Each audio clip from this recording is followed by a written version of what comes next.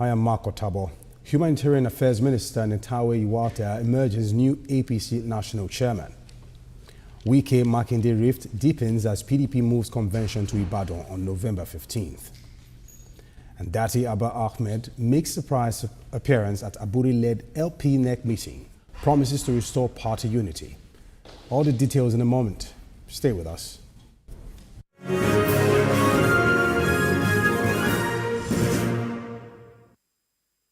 Welcome back. The Minister of Humanitarian Affairs and Social Development, Nentawe Yilwatda, was announced the new chairman of the All Progressives Congress APC. His appointment as the national chairman came during the 14th NEC meeting of the party held at the State House Conference Center, Abuja. While taking his oath of office, Yilwatda sought the support of party members in achieving a unified All Progressives Congress. Now, joining me for more discussions on this, of course, I've got my two guests right here in the studio with me. I've got political analyst, Dr. Ojikutu Adeni. Good to have you on the show, Doctor. Thank you for having me. Thank you for coming. Seemed like you're coming from an occasion. You decided to stop by here. I also have a legal luminary, very intelligent individual, Justice Ojena, always ready to heed the call whenever we call on him. Good to have you on the show. It's my pleasure to join you. Fantastic. Now, Justice, I'm going to begin with you quickly. Now, what do you think would have informed, the choice of Nentawe Yilwatda as the national chairman? Like a one-time president electoral commissioner in Benue State, a former contestant for the position of governor in his home state, and now Minister of Humanitarian Affairs. What do you think would have given that assurance that he was the right man for the job? Okay, I want to even believe that I'm one of the maybe worst persons to ask this kind of question, because it came as a shocker to me. So now, of course, I'm thinking that maybe it's the hazard of your job or the fact that your IQ is significantly higher than mine. And No, come on. Don't go there. Till now, I still don't know how to pronounce his name.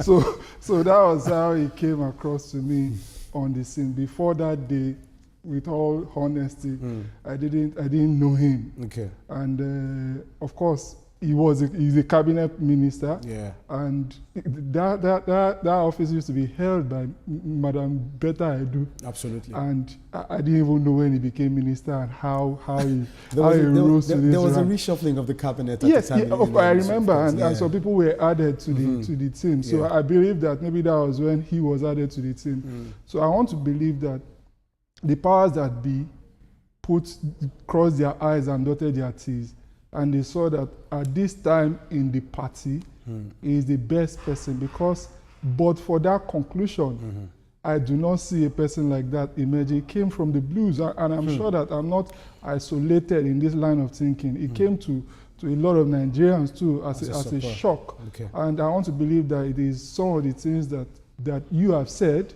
that was put into consideration by the leadership of the party, including the president, to have made him the choice of the party, because to me, there are a lot of bigger stalwarts before now, but just like I said, it must have been the permutations, the fact that it was a former rec in this country, he was a former gubernatorial aspirant, he contested his elections to the hilt, even to the Supreme Court, where he considered a loss after the Supreme Court loss, and of course, he's also really, really well read. And he looks like a steady hand. Very outspoken as well. He looks like a steady hand. He looks like a humble person. He looks like he's not rash.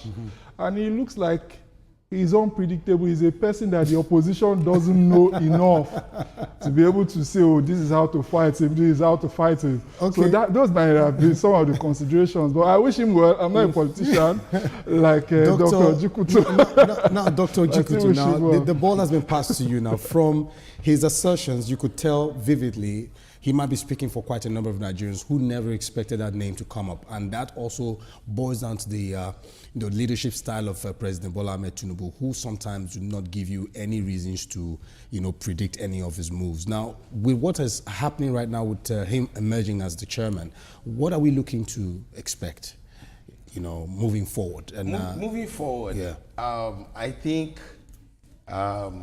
he himself, he understands the enormity of the job, and he said that he's coming to unite the party, he's coming to push the party forward to greater successes, bearing in mind that the last chairman, Dr. Ganduje, was, bringing people into the party, bringing governors, bringing senators and all that. So in that realm, he too wants to bring more people to the fold. And another thing that emerged was that, sometimes we might feel that in Nigeria there are no political ideologies. But the president, from a scholar point of view, I saw him understanding that what is a progressive party. Most people just join political parties. Some people, they are capitalist in nature. They went to join Labour Party. And if you join Labour Party, that means that what you want to do must be social, economic oriented, whereby the workers, the commoners must be put into consideration before you take any decision. So you cannot say you are in a party and you're having a different ideology. And apart from having a different ideology, you cannot pursue another program apart from the party. So the president said something. The underlying knowledge is a progressive institute must be instituted. That's one of the mandates. And he said that the past chairman of the party would be a consultant. He should consult with him because already maybe the past chairman and the president has a already on having a progressive institute. So anybody coming into that political party will understand that your political ideology is progress in nature. Let's going at that. If you say progress, a progressive party must be forward thinking. Take the best decision that will bring progress at all times. Let's look at the broader aspect right now. Do you think this appointment represents a shift in the APC's power base, perhaps from one geopolitical zone or faction to another? Basically, that's how it will emerge from leadership, from individualistic nature. If somebody has a political leadership style, if another person, or even managerial, if another person is coming in, he will come with his own idea and his own background, will tell in his ways of taking decision. The new chairman is an IT person, and the ideas that he will bring on board will be IT driven. Innovation, innovativeness will show in his own idea.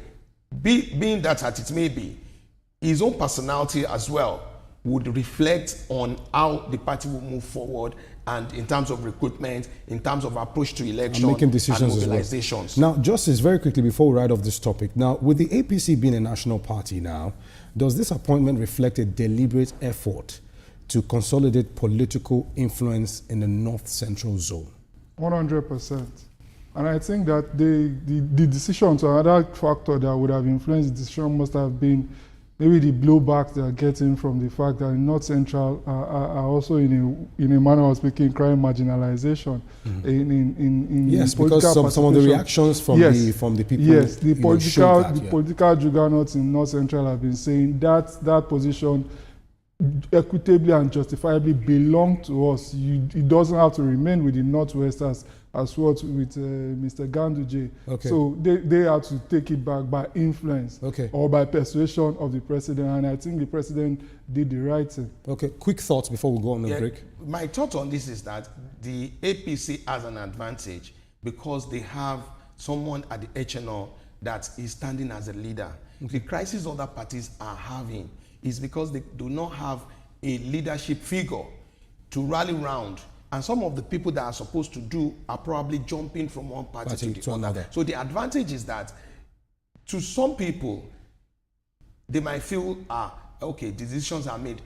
The crisis that has been averted by APC with the understanding, with the coming together of the NWC and all that is a major, master stroke. Master stroke that even the people of the books cannot even project. All right, it's quite interesting having that conversation with the both of you, but let's take a quick break now. When we return,